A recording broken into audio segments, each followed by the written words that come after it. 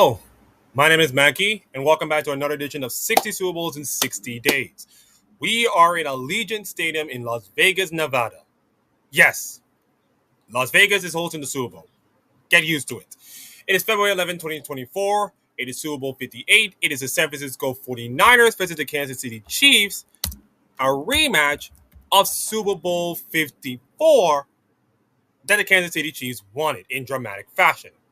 Well, here's the good news, everybody. This Super Bowl also was won in a dramatic fashion and in crazy circumstance because Patrick Mahomes is the GOAT. What can I say? And this is now the Kansas City Chiefs' fourth Super Bowl and their back-to-back Super Bowl, of course, which is something they haven't done since the Patriots way back when, from the old 03, 04 times. And now they become the most villainous team in all of NFL in the modern day. Don't worry, Patriots. You're probably going to be back in about 2 to 3 years, I guess. So let's get to the quarterbacks and then dissect all the lunacy. Brock Purdy, the last pick of the NFL draft. I kid you not. 23 of 38 for 255 yards and a touchdown. Juwan Jennings make a 21-yard touchdown pass, of course. And then Patrick Mahomes, the MVP of the Super Bowl, with a 34-46 performance, 333 yards, 2 touchdowns, and a reception.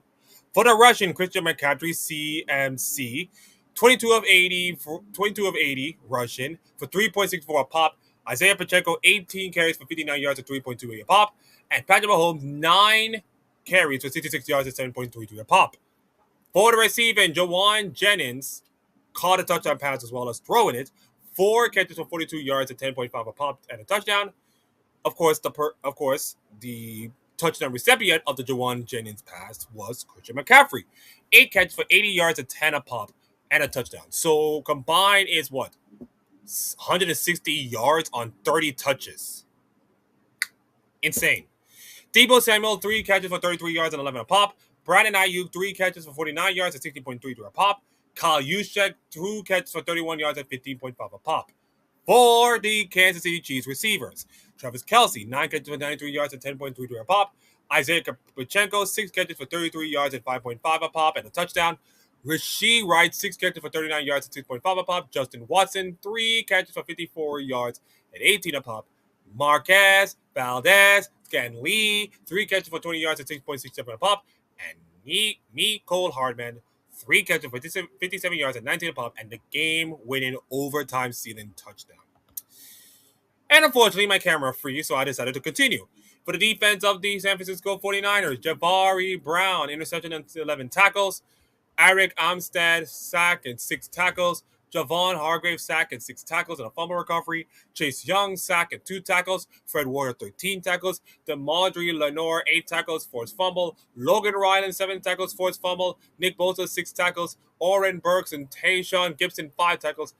And then you got the combination of the Demetrius Flanagan fouls, Javon Killar and Chud Darius Ward, 4 tackles, and Dre Greenlaw with 3 tackles. So the defense of the San Francisco 49ers have done pretty well in this game.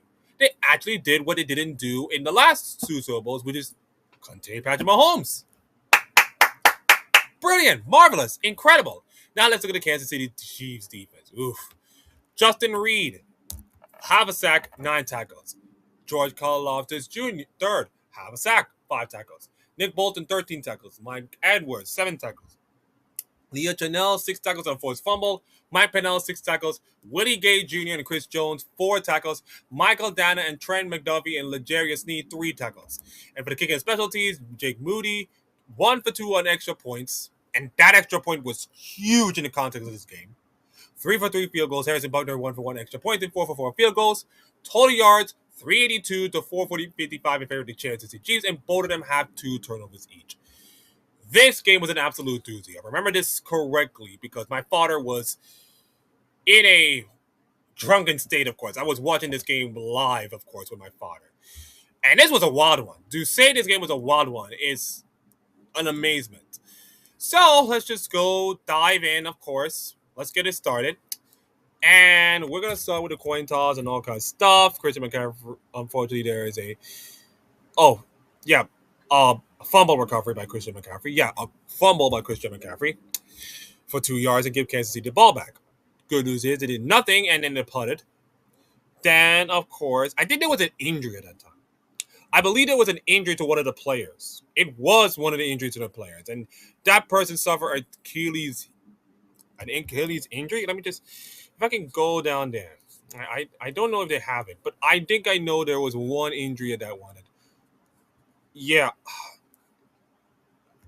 let me just look at the snaps. Fred Warner. I think Fred Warner was the one. Oh Jesus, yeah, this was. I think it was Fred Warner. Yeah, I think it was Fred Warner. Jesus, that has to be brutal.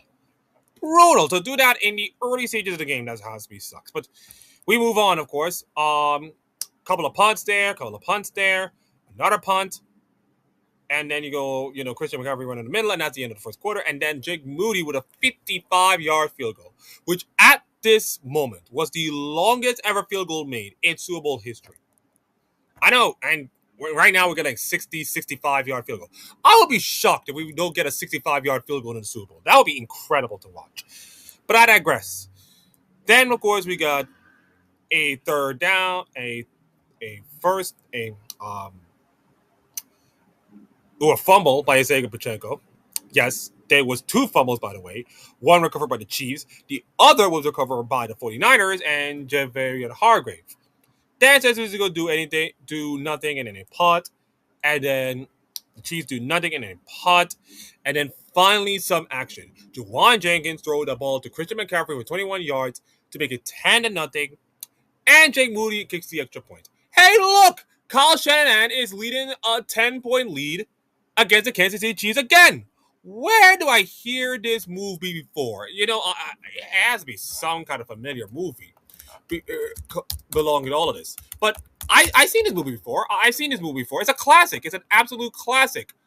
Oh, not this one. Oh, wait, not this one. Let me just find it right now. Like, comment, subscribe for this video if you want more of these. And let me just see. Oh, wait, I found it. Yep, it was the exact same game. Yeah, okay, so the question is, does he learn his lesson? Does he absolutely learn his lesson? Here's a spoiler alert. He did not learn his lesson. Down, of course, is the Kansas City drive, and it was a drive to remember. Like, so many long drives. This was started at the Kansas City 25, and it trickled all the way down for a Harrison Buckner 28-yard field goal to make it 10-3. And now, ladies and gentlemen, we're in the second half, and we got a interception by Javaria Brown, of course, then a punt, and then a Harrison Buckner field goal to make it 10-6. At this point, around 5 or 6 remaining with the third quarter, this game was kind of like, it doesn't feel great. It kind of reminds me of that Super Bowl 53 crapshoot. The game is fine, but it's like, it's not a classic, of course. It's not the classic game, but hold on, wait a minute. You got to stay tuned and sit in your seats because something crazy is about to happen. Of course, it happens on our punt. And then Patrick Mahomes throws to Marquez Valdez, scan lead for a 16-yard touchdown, and it's now 13-10.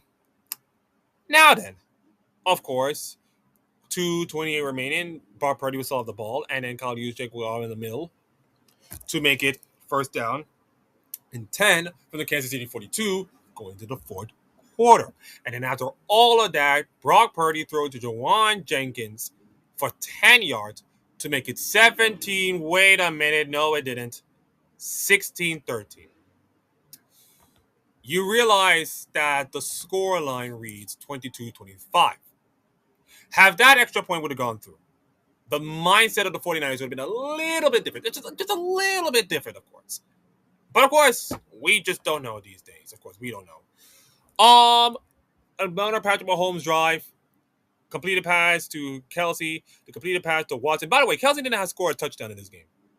The most dynamic tight end we have seen, and he hasn't scored a touchdown. With, of course, Taylor Swift in the stands, which is, yeah, I said the Chiefs are the most hated team right now, but it is what it is. And then Watson with a 25-yard pass, and then Pacheco with a couple of runs, and then another short hand right, of course, incompleted, and then Buckner's 24-yard field goal to make it 16-16. 5:49 remaining, and now the 49ers have a chance to win the Super Bowl on the leg of Moody. Here we go. Brock Purdy completed a pass to 28 yards, and a Deebo Samuel run, and a Christian McCaffrey run, and another McCaffrey run. And then Purdy with no complete, and then of course another incomplete pass. And Alexander Jake moving with 53-yard field goal to make it 19-16, but there was still time left for Mahomes. Less than 2 minutes left, and he did this. Completed pass to Kelsey for 9 yards, scrambles for 3 yards, then a completed pass to Gray for 12 yards, then a completed pass to Justin Watson for 8 yards, then an incomplete pass to Justin Watson, and then a complete pass to Kennan for 7 yards, and then a scramble up the middle for 3 yards, and a completed pass to Travis Kelsey for 22 yards. And they were trying to win the game. It was a first down. It was first down and 10 with with the 11-yard line. And they scored a touchdown. That's it. Game over. Unfortunately, Kevin Kelsey did not even, get the ball. I mean, pass was really short, and they decided to kick a field goal for 29 yards, and that is where we get the 1919 tie, and we get to overtime. Now, for anybody who don't know the overtime rules in today's world, let me just give you some context. The last time we have overtime was this egregious Super Bowl, the most disgusting Super Bowl I ever talked about. It was the Patriots versus the Falcons, in which the Patriots get the ball, and that was it. Game over, of course. And then after the 2022 AFC Divisional 13-second game, in which, Josh Allen did not even touch the ball in that game, many people were crying foul, mostly Buffalo's fans. But many people, I agree myself, is like, listen, you got to give another team a ball. You got to give another team a shot of winning the game, of course. You can't just leave it to one and that's it. That's just egregious. You can't have a Super Bowl of this magnitude and like that. And by the way, do you want to know how big the Super Bowl is? Do you really want to know how big this Super Bowl is? By the way, I just want to know what was the halftime show. What was the halftime show, by the way? Who did the halftime show? Let's see. Oh, it was Usher. Yeah, the Usher. I remember that halftime show. He just rolled back brother just rolled back the years, man. This guy, I done most of the songs, man. He just rolled back the years with that performance. It was incredible, man. God bless him. But the viewership of the Super Bowl is 123.4 million viewers, which is the most by anybody in the history of any Super Bowl. And that includes Paramount Plus, Univision, the streaming services. It was the most streamed Super Bowl of all time. Yeah, this was a big deal. We're in the streaming era right now when we're closer to like having the Super Bowl being streamed on like Paramount Plus and anything. And that happens, game over for everybody, including myself. But let's just enjoy the Super Bowl on linear television for now anyways, and just realize that we are in an overtime right now in which both teams will have the ball. If one team scores, then the other team has to match it or surpass it and then win the game. Now, Kyle Shanahan was not in the meeting room, of course, when the whole rules changed. That was when the owners' meeting, of course. That was Roger Goodell in the Winters meeting, talking to all the owners, making rules, including the tush push, of course, which sadly did not even get banned. Sucks for even the Packers, of course. But Kyle Shanahan should know the rules. He should know the rules because the referees talk to the rules about them in overtime. Everybody who's watching the game, 123 million people watch the game, should know about the overtime rule. But Kyle Shanahan did not even know the overtime rules. And then on top of that, if you do not even do anything with the ball, Patrick Mahomes is going to go scorch earth and win the game for you. So you are facing a dilemma of like, you have to score a touchdown. Because if you don't, Patrick Mahomes will go down the field and will score a touchdown or a field goal to win the game. That's a dilemma they face. And what did San Francisco do in that overtime period? What did San Francisco 49ers did in that overtime period with McCaffrey and Kittle and Juszczyk and Brock Purdy, who's having a heater of a game? What did they do with all of that? They did nothing. In fact, incomplete pass, then pass complete to 2 yards, then incomplete pass, and then McCaffrey for 3 yards, and then 5 yards, and then a completed pass to Ayuk for 11 yards, and then 4-yard tackle by Christian McCaffrey. Then a completed pass to Christian McCaffrey for 24 yards, and McCaffrey again for 8 yards. This guy was a beast, literally a beast. And then Elijah Mitchell with no gain, and then Kyle completed for Kyle Juszczyk for 13 yards. And then right guard 6 yards for Christian McCaffrey, and then no gain. And this was on And after that was 4th and 4. 4th and 4 at the Kansas City 9-yard line. Now, if any coach would have been in this situation and see what Patrick Mahomes can do on a regular basis that year, and by the way, I think he was the MVP. He was the MVP of the Super Bowl. Yep, he was. You would have just go for it. I know we criticize Dan Campbell, and by the way, Dan Campbell go for it on 4th down in a crucial NFC Championship game that brought the 49ers to this Super Bowl, and that failed, and we all know how that happened. But if it works, we can praise him until the cows go home. But if it doesn't, we ridicule him, and we ridicule him. Because instead of just trying to go for it and trying to score a touchdown and put pressure on Mahomes, of course, which, by the way, if you look at this game right now, the defense for 49ers did not do anything bad. Yes, I did the wrong Super Bowl. Let me just go back. Yes. The defense for the 49ers did not do anything bad. Like, look at this. They manage interceptions. They manage sacks. They manage tackles. They can do this. You just, and I get the defense was tired, of course, long game, but at the same time, it's like, just score a touchdown. Instead, they did the absolute weekly thing of deciding to kick a field goal, which, okay, hindsight, fine, but Kyle, dude, you realize that Patrick Mahomes has 7 minutes to, like, either kick a field goal to tie or win the game, which, spoiler alert, they did. First, Isaiah Pacheco run in the middle for 3 yards. Then Patrick Mahomes completed for Rashid Rice for 6 yards. Then no gain, timeout Chiefs. Then 8 yards by Patrick Mahomes, who targeted, and then, okay, minus 3 yards, but then 7-yard pass by Marvez MVS. Then a completed pass to Rashid Rice, and a completed pass to Isaiah Pacheco. Then a completed pass to Pacheco again. Then another Patrick Mahomes scrambled for 19 yards. That is iconic at the last Super Bowl I did, but it was important, of course. Then Pacheco run in the middle for 3 yards. Then a completed pass to Travis Kelce for 7 yards. And with 6 seconds remaining in overtime, when I think everybody was thinking, well, if they hold on for one more play, I think that's it. I mean, and then again, they would have kicked the field goal anyways because it was 3 yards. But consider that we had a missed PAT, of course, in that game. Crazy stuff would have happened. But instead, Patrick Mahomes throw the ball to Mecole Hardman with the same Tom and Jerry play that I saw in the Super Bowl. Yes, that's what the play called, the Tom and Jerry play, named after my favorite cartoon, of course. And jackpot. Patrick Mahomes and Kansas City Chiefs won their 2nd Super Bowl in a row, their 4th overall, and another heartbreak for the 49ers. I mean, it happened to Jimmy Garoppolo, and now it's happened to Brock Purdy. Like, cheese and rice, the 49ers can't even catch a break. In fact, they have not won a Super Bowl since, like, the 90s, since, like, Steve Young did it in the 90s. Like, that's just weird for a team of this caliber, of this incredibleness, to be, like, usurped by the mighty Chiefs. It's just crazy. Twice over. That's just shocking to me, of course.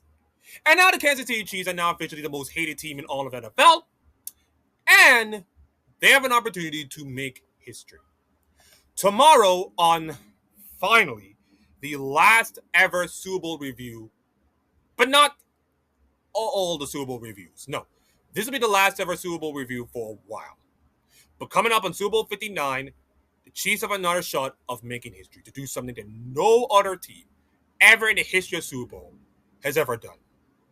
Yes, ladies and gentlemen, we decided to go back all the way to the beginning to reach the end. And the opponent, it's a familiar one. And they are hungry for revenge. Anyways, that concludes it. Thank you all for watching. Like, comment, subscribe for this whole thing for more Super Bowl stats and all kinds of stuff. And I will see you